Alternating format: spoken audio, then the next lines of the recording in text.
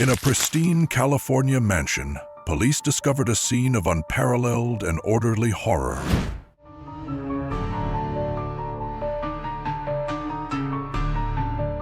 "39 bodies, identically dressed down to their Nike sneakers, lying peacefully in their beds. They hadn't been murdered. They had willingly graduated, leaving behind videotapes filled not with fear, but with radiant joy.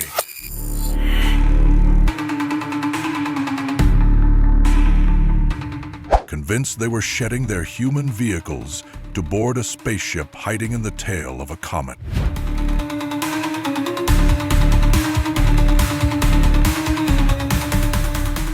This is the bizarre and tragic story of Heaven's Gate, the first internet cult, and how a charismatic leader led 38 intelligent people on a 2-decade journey that ended in a final, voluntary exit from the world.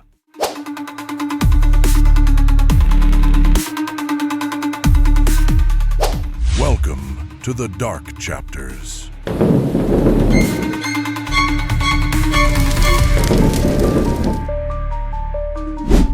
The 1970s in America were a time of profound searching. The disillusionment of the Vietnam War and the Watergate scandal had fractured the nation's trust in traditional authority.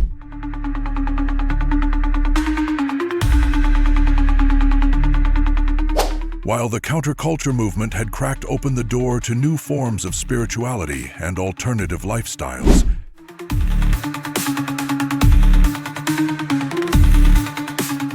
it was a fertile ground for gurus, new religions, and charismatic leaders promising answers to life's biggest question. Into this landscape of spiritual seeking stepped two of the most unlikely prophets imaginable. A deeply conflicted, middle-aged music professor from Texas and a divorced nurse from Oregon with a passion for mysticism. Separately, they were lost souls, but together, they would form a bizarre and powerful partnership, convincing dozens of ordinary people to abandon their lives for the promise of a spaceship ride to salvation, a journey that would end in a silent, orderly, and tragic mass suicide. This is the story of how Heaven's Gate began, not with a bang, but with a quiet meeting in a psychiatric hospital. The man who would become the unquestioned leader of the cult, was born Marshall Applewhite in 1931. On the surface, his life was the picture of respectable, middle-class success. The son of a Presbyterian minister, he was raised in a world of faith and social propriety. He was talented and ambitious, a gifted singer who pursued a career in music, earning a master's degree and becoming a popular professor at the University of St. Thomas in Houston. He was married, had 2 children, and was, by all external measures, a pillar of his community. But beneath this conventional facade, Applewhite was a man in profound turmoil. He was tormented by a secret he could not reconcile with his religious upbringing and his role as a family man. He was homosexual.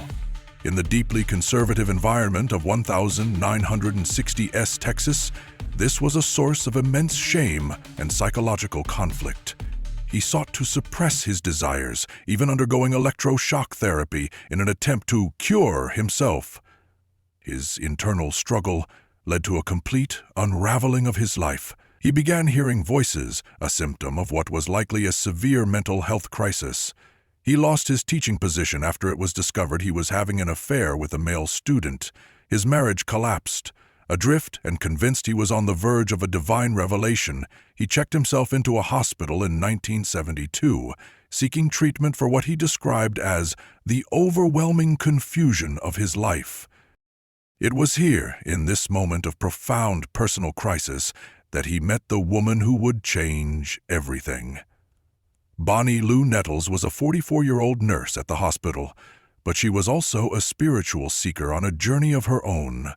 A divorced mother of 4, Nettles had developed a deep and abiding interest in the occult, biblical prophecy, astrology, and theosophy. She devoured books on mysticism and believed fervently in reincarnation, spirit guides, and communication with beings from higher dimensions. She was looking for a partner, not a romantic one, but a spiritual one, someone with whom she could explore the mysteries of the cosmos. When Marshall Applewhite and Bonnie Nettles met, the connection was immediate and electric. It was, in their minds, a moment of cosmic recognition. Applewhite spoke of the voices he was hearing, of his feeling that he had a divine purpose. Nettles listened, not with the clinical detachment of a nurse, but with the rapt attention of a fellow believer. She didn't see a man having a mental breakdown. She saw a divine messenger. She told him that his feelings were not a sign of insanity, but of a spiritual awakening. She confirmed his deepest, most secret beliefs. She told him that they had known each other in past lives, and that they had been brought together at this exact moment to fulfill a great prophetic mission. For Applewhite, this was a profound, life-altering validation. Nettles gave him a framework, a language for the chaos in his mind. She was the catalyst who transformed his psychological turmoil into a divine calling. They quickly left their old lives behind. Applewhite abandoned his family, and Nettles left her 4 children, a decision that would haunt them for the rest of their lives. Together they embarked on a spiritual journey, convinced that they were the 2 witnesses foretold in the Book of Revelation, destined to be assassinated and then resurrected 3 days later to ascend into heaven in a cloud of glory. They began to travel the country, living out of a car, calling themselves the Two, or, more whimsically, Bo and Peep. They slowly began to synthesize their beliefs into a unique and bizarre theology. It was a strange cocktail of Christian apocalypticism, New Age philosophy, and the popular science fiction of the day, particularly UFOlogy. They taught that God was a highly advanced extraterrestrial. The Earth, they claimed, was a garden used by these space aliens to cultivate souls. The human body was merely a vehicle, or a container, a temporary vessel for the mind, which was the true essence of a person. Their central promise was one of evolution. They taught that it was possible for a human to shed their earthly biological existence and ascend to a higher plane of being called the next level, or the evolutionary level above human. This was not a metaphorical heaven. It was a literal, physical place in the cosmos, inhabited by genderless alien beings who traveled the universe in spaceships. The only way to get there was to follow them. They were the emissaries from the next level, sent to Earth to gather a crew of chosen individuals who were ready to make this evolutionary leap. In the mid-1970s, they began to hold public meetings, posting flyers that promised an incredible opportunity. UFOs, why they are here, who is on them, and when they will leave. They targeted spiritual seekers, disillusioned university students, and people on the fringes of society who felt, like them, that the world had nothing left to offer. Their message was radical and demanding. To join their class, a potential follower had to make a total commitment. They had to leave everything behind: their families, their jobs, their homes, their possessions, and even their names. They had to sever every earthly attachment to prove they were ready to graduate to the next level. In 1_975, at a meeting in Waldport, Oregon, their message struck a powerful chord. Around 20 people walked out of their lives and followed Bo and Peep into the wilderness, forming the nucleus of what would become the Heaven's Gate cult. The origins of this cosmic religion were now set. The 2 had found their first followers, and their strange nomadic journey toward a spaceship in the stars had truly begun. The small group of followers who walked away from their lives in 1975 to follow Bo and Peep stepped into a world governed by a strange and all-encompassing new reality. The teachings of Marshall Applewhite and Bonnie Nettles, who would soon rename themselves Do and T, were not just a set of beliefs. They were a complete operating system for existence. It was a complex and internally consistent mythology that reframed the entire universe, redefined the meaning of being human, and offered a clear, if radical, path to salvation. To understand how 39 people could ultimately make the choice they did, one must first understand the intricate and powerfully manipulative doctrine that became the air they breathed. At the heart of their theology was a concept they called the evolutionary level above human, or more simply, the next level. This was not a metaphorical heaven, not a spiritual plane of ethereal souls, but a literal, physical place in the cosmos. The next level, as Do and T taught it, was populated by highly evolved, immortal, androgynous extraterrestrial beings who had perfected consciousness and technology. These beings traveled the universe in magnificent spaceships, or crafts, and were in fact the beings that humanity had mistakenly worshipped as gods for millennia. Jesus Christ, they taught, was not the son of a spiritual god, but an emissary from the next level who had come to Earth 2,000 years ago to offer humanity a chance to graduate. He had gathered a class of followers, but his mission was cut short. Now, Do and T were here to complete that mission. They taught that Earth was a garden, a planetary nursery created by the beings of the next level to cultivate new members. Human bodies were merely vehicles or containers, temporary biological vessels used to house a consciousness or mind.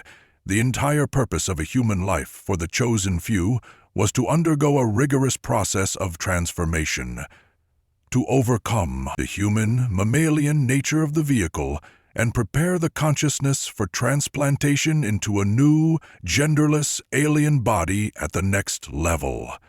This core teaching was profoundly transformative. It immediately created a deep and irreconcilable split between a person's mind and their body. The body, with all its desires, emotions, and attachments, was not the self. It was the enemy.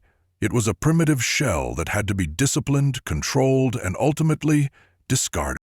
Life within the group was structured as a classroom. Do and T were the teachers, the older members who had already been to the next level and had returned in human vehicles to guide their students. The followers were the class, and their daily life was a curriculum designed to methodically strip away every vestige of their former humanity. This process was all-encompassing. All earthly attachments were seen as distractions, as anchors holding the consciousness to its primitive vehicle. Members were required to sever all contact with their families and friends. Love, affection, and personal relationships were forbidden, dismissed as base-level human emotions that had no place in the next level. The most extreme form of this detachment was the complete and total suppression of sexuality. Do, who had been so tormented by his own homosexual desires, built this into the very foundation of his doctrine. He taught that the genderless beings of the next level were completely free from sexual impulses, and to evolve, his students had to achieve the same state. Members adopted androgynous appearances. Both men and women wore identical baggy clothing and had short, uniform haircuts. They took on new gender numeral names. The suppression was so extreme that several male members, including Do himself, underwent voluntary surgical castration in Mexico to physically eliminate their sexual urges. It was the ultimate physical manifestation of their core belief. The body and its desires were the enemy, and they had to be conquered by any means necessary. Their daily life was a monastic routine of discipline and control. They lived communally, their diets were strictly regulated, and their communication with each other was monitored. They referred to themselves as the crew and to their home as a craft, using the language of science fiction to reinforce their cosmic identity. They worked together, often in technology-focused jobs like web design, which not only provided an income for the group, but also immersed them in the digital world. a realm they saw as being closer to the pure, disembodied consciousness of the next level. For a decade, the dual leadership of Du and T provided a strange balance. Du was the charismatic, theatrical preacher, while T was the quieter, more mystical interpreter of cosmic information. But in 1985, their belief system faced its first great crisis. Bonnie Nettles, T, was diagnosed with cancer. This was a direct contradiction to their teachings. They believed that their minds were so advanced that they could control their physical vehicles, healing them of any illness. For months, they tried to heal her through meditation and focus, but the cancer progressed. When she died, it was a catastrophic blow. Their doctrine had promised that they would both leave Earth physically, picked up by a spaceship. T's death in a hospital bed seemed to prove their entire philosophy was a lie. But Marshall Applewhite, in a moment of manipulative genius, spun this crisis into a new, more powerful doctrine. He told his devastated followers that he had been mistaken about the method of departure. T's vehicle had died, yes, but her consciousness had not. He claimed her spirit had left her body and had been taken up to the mothership, where she was now communicating with him, providing new instructions. It was a crucial turning point. It solidified the idea that the physical body was truly, utterly disposable. The goal was not to save the body, but to free the consciousness from it. The death of the vehicle was not failure, it was graduation. With T now a disembodied voice from the cosmos, Do's authority became absolute. He was the sole conduit to the next level, the only one who could hear the voice of his older member in the sky. The stage was now set for the final, tragic lesson in his classroom. To become a member of Heaven's Gate was to undergo a systematic and voluntary erasure of the self. The individuals who joined were not, for the most part, destitute or uneducated. They were seekers from all walks of life. A real estate broker, a computer programmer, a nurse, the brother of a famous actress. They were intelligent, curious people who felt a profound sense of dissatisfaction with the world and were searching for a higher purpose. What they found in Marshall Applewhite's classroom was a purpose so all-consuming that it required the complete dismantling of their former identities.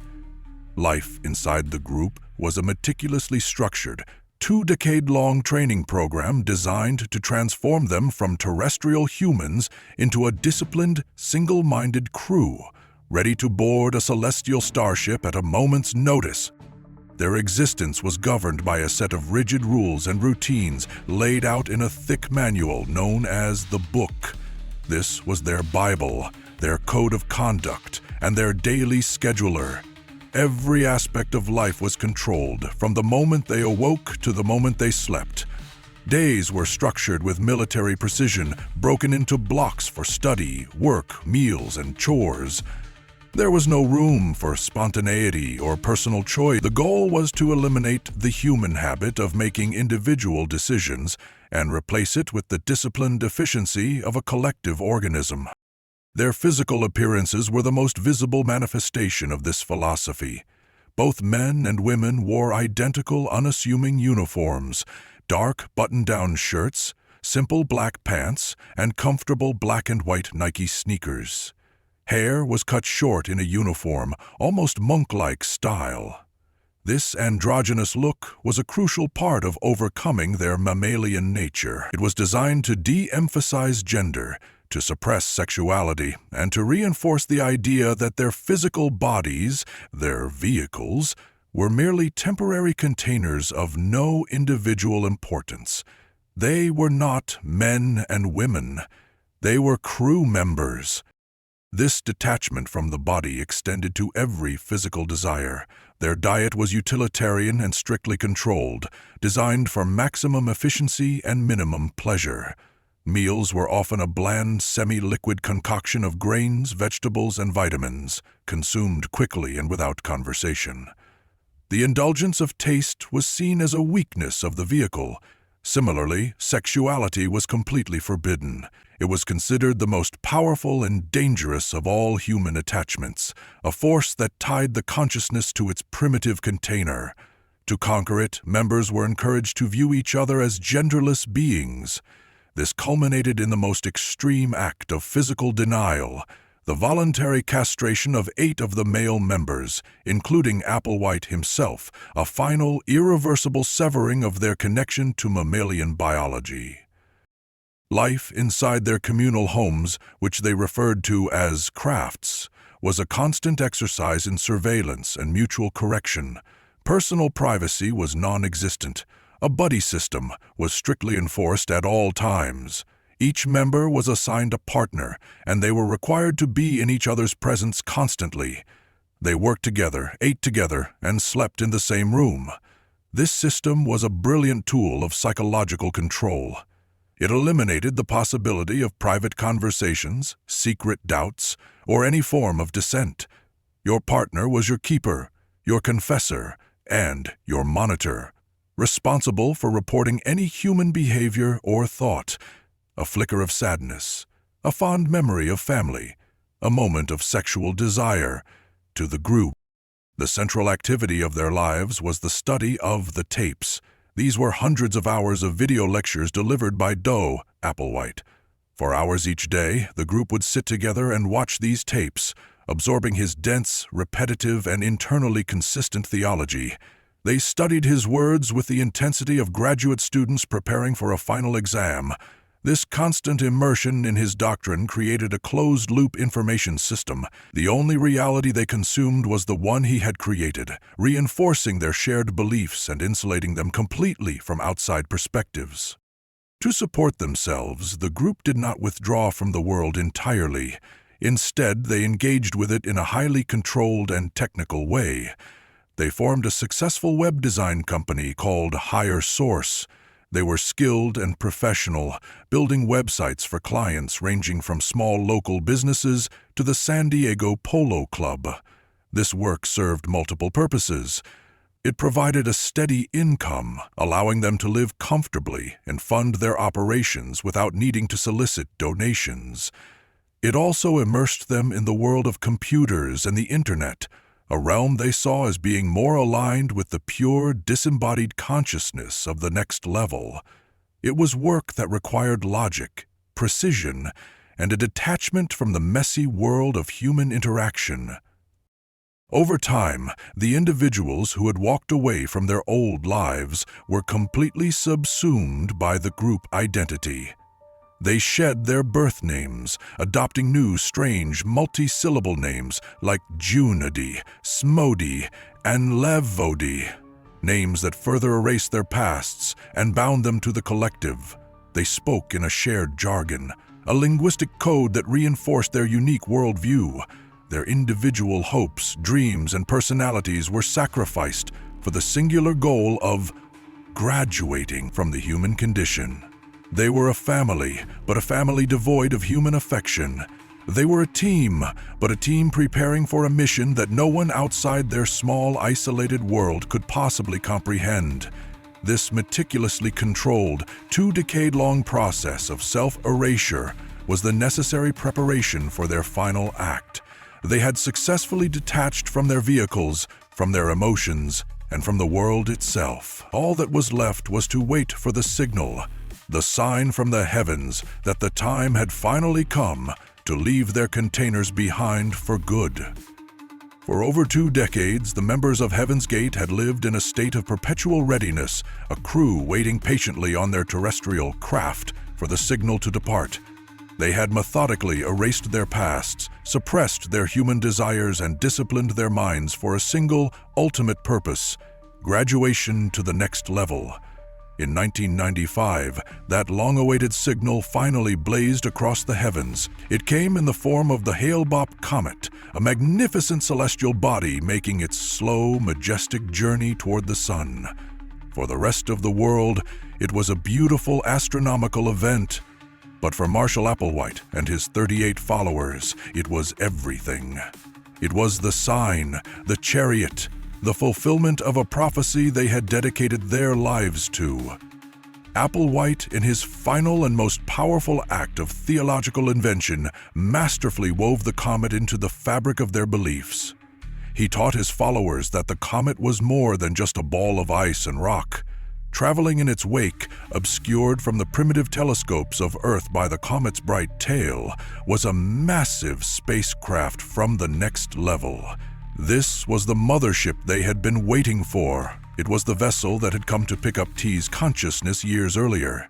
Now it had returned for them. The window of opportunity to leave the corrupt, decaying Earth was finally open. But it would not stay open for long. The time for training was over.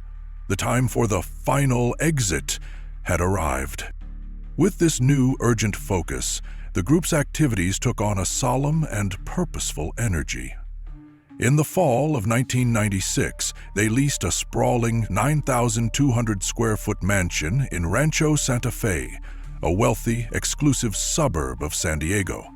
This mansion would be their final departure lounge, the monastery, where they would make their last preparations. Their web design business continued to provide them with a comfortable income, allowing them to live and work in this luxurious setting, a strange juxtaposition of ascetic belief and opulent surroundings. As the comet grew brighter in the sky through late 1996 and early 1997, the group began to calmly and methodically prepare for their departure. This was not a panicked, chaotic end, but a planned logistical operation, executed with the same precision they applied to their web design work. The most chilling and important part of this preparation was the recording of their exit videos. One by one, members sat in front of a camera and delivered their final statements to the world. These tapes are a remarkable and deeply unsettling historical record. The members are not sad or frightened. They are serene, articulate, and in many cases visibly happy and excited. They speak with absolute conviction about the journey they are about to undertake. They talk about shedding their vehicles, as one might talk about taking off an old coat. They express no doubt, no regret, only a profound sense of anticipation and joy at finally being able to go home, to be with their older member, T, and the other beings of the next level. The practical preparations were made with the same calm efficiency. They researched the most effective and painless method to leave their containers. They decided on a cocktail of phenobarbital, a powerful barbiturate, mixed into a benign vehicle like applesauce or pudding, to be washed down with vodka to enhance its effects. To ensure the process was successful, they would then secure plastic bags over their heads to induce asphyxiation. They purchased their supplies, including the drugs, which they obtained in Mexico. They also purchased 39 identical pairs of black and white Nike Cortez sneakers, part of their final uniform. In March of 1997, as Hale-Bopp reached its perihelion, its closest and brightest point to Earth, Applewhite announced that the time was now. The departure was to be carried out in a ritualistic, orderly fashion over 3 consecutive days. It began on or around March 22nd. The group was divided into 3 waves. The first wave, consisting of 15 members, took the lethal cocktail. After they had passed, the second wave of 15 members cleaned the house, tidied the bodies of their friends, and then proceeded to do the same. Finally, a third wave of 7 members, including Applewhite himself, completed the process. The last 2 members to die helped the others before taking their own lives. The scene they left behind was one of unparalleled, eerie order. Each member was dressed in their uniform, a black shirt, black pants, and the brand-new Nike sneakers. They lay peacefully in their own beds, most of which were bunk beds, with their arms at their sides. Each deceased member was covered with a distinctive, diamond-shaped purple shroud. On a small table beside each bed was a neatly packed suitcase. Inside each suitcase was a small collection of personal items, and in their pockets each member had a $5 bill and 3 quarters, a bizarre and poignant detail, rumored to be for interplanetary tolls. Each member also had their identification papers on their person, a final act of consideration to help authorities identify their now empty vehicles. There were no signs of a struggle, no chaos, no fear. It was a scene of profound, silent, and voluntary surrender. The world remained unaware of the tragedy unfolding inside the Rancho Santa Fe mansion for several days. The discovery was made by a former member, Rio D'Angelo, who had left the group years earlier but had remained in contact. As part of their final plan, the group had mailed a package to him containing several of the exit videos and a letter explaining what they had done. When D'Angelo received the package and watched the tapes, he knew their plan was real. He initially asked his boss to visit the mansion to check on the group.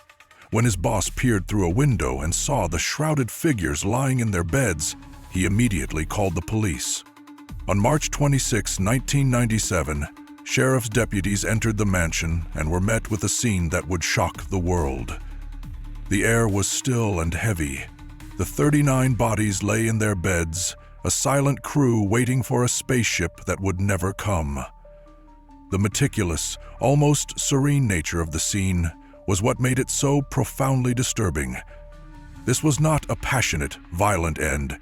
It was a quiet, deliberate, and deeply planned exit from a world they had long since rejected. A final, tragic act of faith in a promise of cosmic salvation.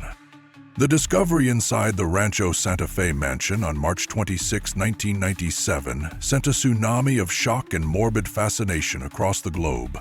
The story of Heaven's Gate was not just news, it was a cultural explosion, a bizarre and horrifying spectacle that the world could not look away from. In an era just before the constant saturation of the 24-hour news cycle, the images from inside that house were profoundly jarring. The scene was a grotesque paradox, serene and horrific, orderly and insane. The media descended upon the story, broadcasting the strange, almost theatrical details. The 39 identical uniforms, the brand new Nike sneakers, the diamond-shaped purple shrouds, the packed suitcases, the $5.75 in each pocket. The public was confronted with a mystery that defied easy explanation, forcing a society on the cusp of a new millennium to grapple with uncomfortable questions about faith, technology, and the terrifying power of belief. The initial reaction was one of bewilderment and, in many circles, ridicule. Late-night comedians and talk show hosts had a field day with the story, mocking the group's belief in a spaceship hiding behind a comet. They were dismissed as kooks and UFO nuts, their final sacred act reduced to a bizarre punchline. But this simplistic mockery quickly gave way to a deeper, more unsettling feeling. As the group's exit videos were released to the public, the world expected to see brainwashed, hollow-eyed zombies. Instead, they saw intelligent, articulate, and disturbingly happy people. They saw men and women speaking with genuine conviction and radiant joy about the journey they were about to take. This was not the face of madness the public recognized. The disconnect between their cheerful demeanor and their final, tragic act was profoundly disturbing. It forced a more difficult question. How could 39 seemingly normal people from all walks of life come to believe something so fantastic that they would willingly, even joyfully, end their own lives? This question drove investigators and psychologists to dissect the group's unique culture, and at the center of it all was the emerging power of the Internet. Heaven's Gate was, in many ways, the first Internet cult. Their web design company, Higher Source, was not just a way to make money, it was their primary tool for outreach and communication with the outside world. Their website was their digital pulpit. In the mid-1990s, when the Internet was still a new and mysterious frontier for most of the public, Heaven's Gate had already mastered it. Their site was a sprawling, text-heavy repository of their entire theology. Every lecture, every belief, every rule of their classroom was meticulously documented and uploaded for anyone in the world to see. This use of the Internet was revolutionary. It allowed them to bypass traditional media and speak directly to a global audience of seekers. It allowed them to control their own narrative, presenting their bizarre beliefs in a clean, professional, and technologically sophisticated package. The website gave them an air of legitimacy and modernity that stood in stark contrast to the rustic, off-the-grid communes of 1,960 occults. They were not hiding from the future. They believed they were its harbingers. After their deaths, the website became a ghost in the machine, a digital tombstone maintained by 2 surviving ex-members, frozen in time as a permanent testament to their final beliefs. It remains online to this day, a chilling and surreal artifact of the early digital age. For the families of the 39 members, the discovery was the tragic end to decades of pain and separation.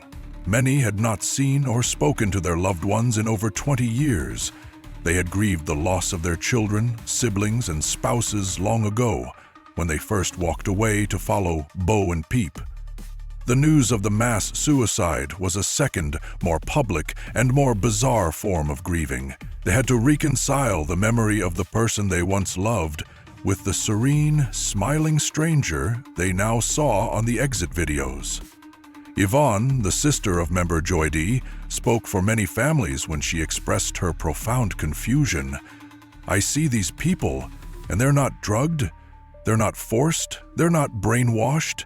They're choosing to do this, and I can't wrap my mind around that." The tragedy was not just their deaths, but the complete and total ideological gulf that separated them from the families they left behind. Ultimately, the legacy of Heaven's Gate is one of profound and unsettling questions. It stands as a stark warning about the power of charismatic leaders to create closed information systems that can completely reshape an individual's reality. Marshall Applewhite's classroom was a perfectly designed echo chamber, a world where every piece of information reinforced the central delusion, and where dissent was impossible. The group's methodical, 2-decade-long process of detaching from their emotions, their families, and their own bodies proved to be a terrifyingly effective preparation for their final act. They did not see their exit as a suicide, a word they explicitly rejected. They saw it as a graduation, a shedding of a temporary container to achieve a higher state of being. The story is a tragedy of isolation, a cautionary tale about the human search for meaning. The 39 individuals who died in Rancho Santa Fe were not fools. They were people who felt a deep sense of alienation from the modern world and were offered what they believed was a solution, a higher purpose, a way out. They willingly traded their complex, messy human lives for the promise of a sterile, genderless, and eternal existence among the stars. In the end, they found their exit, leaving the rest of the world to grapple with the shocking aftermath and the enduring, chilling mystery of how a journey toward heaven could lead to such a quiet, orderly, and tragic dead end. The legacy of Heaven's Gate is a chilling, cautionary tale about the human search for meaning and the terrifying power of a charismatic leader to create an alternate reality. As the first true internet cult, their story is more relevant today than ever, a stark reminder of how echo chambers can lead intelligent people to trade their lives for a promise.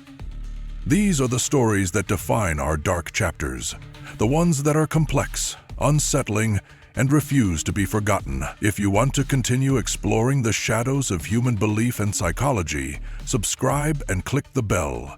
You won't want to miss where our journey takes us next.